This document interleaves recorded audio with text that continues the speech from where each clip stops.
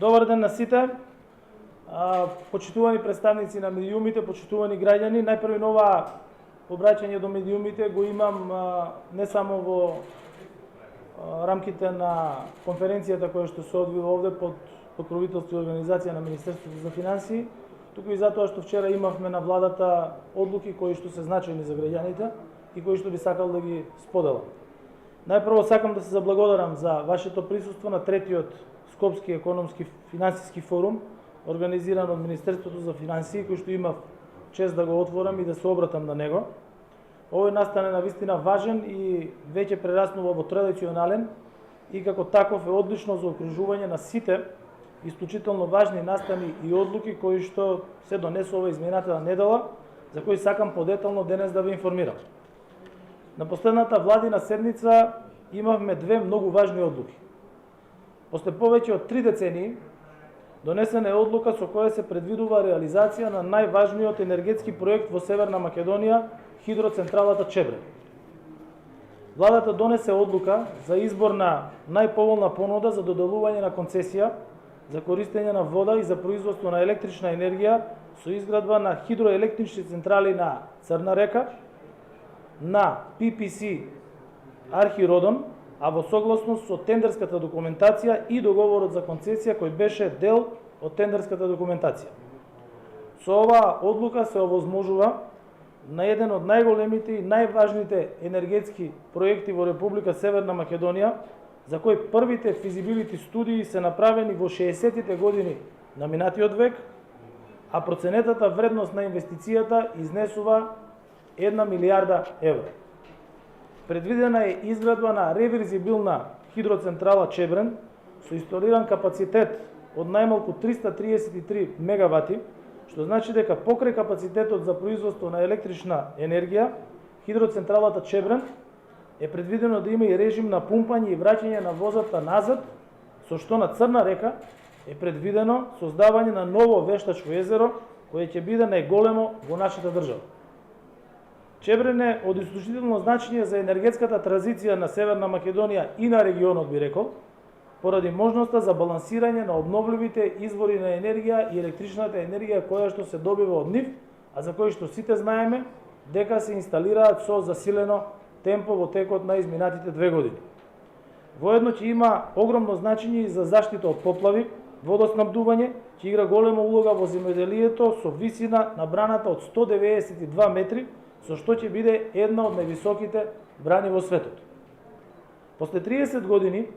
и првите склучени договори за изработка на инвестицијско-техничка документација за хидроелектраната Чебрен во 1986 година, денес, после 13 неуспешни тендери, кои што беа организирани во изминатите 20 години,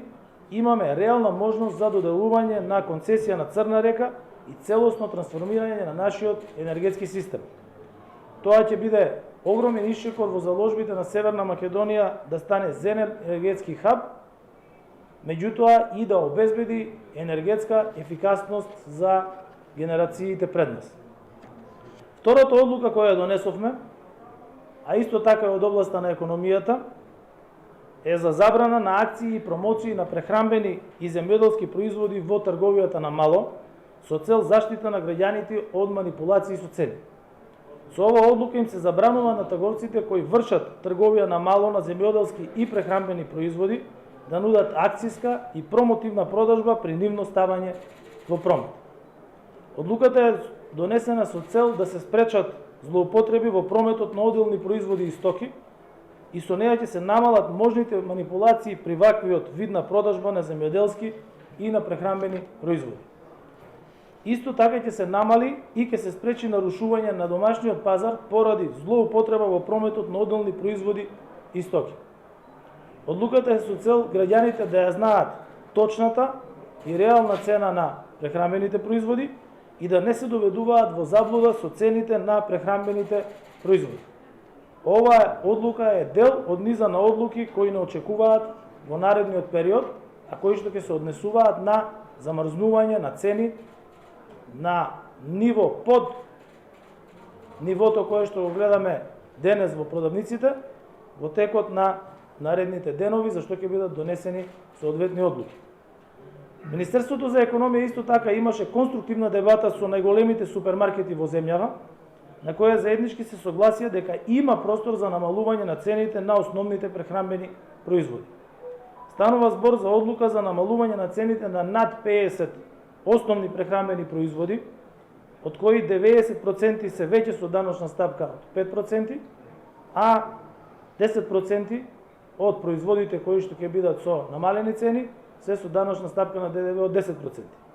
Со замрзнување на над 50 основни прехранбени производи се предвидува цените да се намалат за минимум 10%, бидејќи за тоа апсолутно има простор. И референтната цена за намалување нема да биде земена денешната цена, туку, според она што го анализираме, најверојатно ќе бидат намалени во однос на цените кои што важеле на 1 август. Најважно од сега е потрошувачите да не се чувствуваат измамени и на тоа ќе се работи и во иднина. За таа цел следат и измени и дополнувања во Законот за пазарниот инспекторат, со кои ќе се зголемат ингеренциите на инспекторот, со што инспекторите ќе можат да постапуваат побрзо и поефикасно во своето работење. Воедно, со Законот за нефер трговски практики, на кој што веќе се работи на негова изработка, планот е да се укинат речиси над 20% од одредени давачки во ланецот во трговијата, почнувајќи од производството, што дополнително ќе се влијае во намалувањето на цените на малопродажбата. Овој закон постои во најголем број од земјите членки на Европската Унија и кога ќе биде изготвен, ќе видите дека во целост или во најголем дел се совпаѓа токму со такви закони за заштита од нефер трговски практики. Доколку анализите покажат за потреба, иако има нарушувања, фазно ќе се оди и со намалување на цените и во другите сектори. Тука би сакал да потенцирам дека пред почетокот на есенската, односно на зимската сезона, како што веќе накратко информирав, во прераспределбата на буџетот, која е веќе поднесена во собранието, веќе се издвоени финансиски средства за заштита на најранливите категории на граѓани преку антикризни мерки. Антикризниот пакет, на кој што веќе се работи, ќе биде обемен и ќе опфати повеќе граѓани кои што имаат потреба од дополнителни финансиски средства, и тука ќе се вклучени пред се пензионерите, но поддршка ќе добијат и граѓаните кои имаат пониски примања, приматели на загарантирана социјална помош. Секако нема да ги заоставиме и младите студенти, средношколци и други категории на граѓани кои што заради ниските примања и неможноста да остваруваат дополнителен приход ќе бидат опфатени со дополнителен финансиски пакет за справување со кризата. Детално антикризниот план може да се очекува да е активен веќе од ноември, на него значи веќе се работи, и во текот на наредните недели ќе се најде на седница на влада каде во детали ќе биде презентирано од страна на Министерството за финансии и на другите ресорни министерства кои што ќе бидат опфатени со антикризните мерки, а кои што се задолжени за управување со процеси насочени кон одредени целни групи во општеството, а опфатени во она што веќе го кажав со делот на антикризните мерки. И за крај, денес сакам исто така да се заблагодарам на оние медиуми кои што беа присутни вчера, меѓутоа и на сите други медиуми, бидејќи сите известуваа во Прилеп, бидејќи вчера се случи отпочнување на работа на терен на патот, на автопатот на делницата Прилеп-Битола, коридорот 10D, со минирање на теренот, и тоа беше направено нормално од страна на конзорциумот Бехтел и Енка со македонски подизведувачи, и со тоа работите од фазата на проектирање и на сите други фази кои што следуваат веќе продолжуваат со конкретни работи на терен.